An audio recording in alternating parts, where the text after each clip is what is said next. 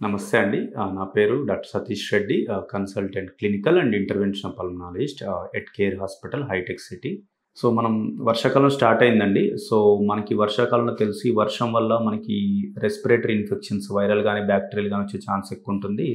అంతేకాకుండా ఈ వర్షాకాలం వెదర్ వల్ల మనకి ఫంగస్ పెరిగే ఛాన్స్ ఉంటుంది. లేదంటే ఆ కూల్ బ్రీజ్ వచ్చే ఛాన్స్ ఉంటుంది.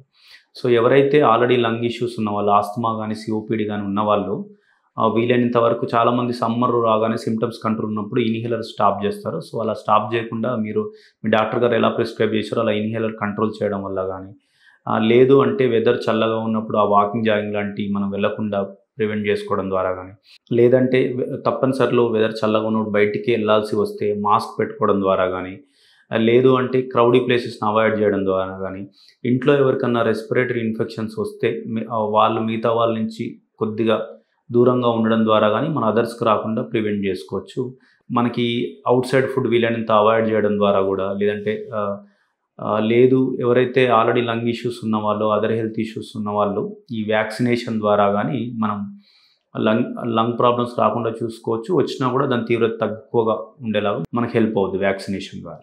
మీరు తీసుకునే అదే మందులు, అదే నాణ్యమైన మందులు, కానీ సగం ధరకే. అవును, మెడ్ ప్లస్ బ్రాండ్స్ పై 50 to 80% తగ్గింపు.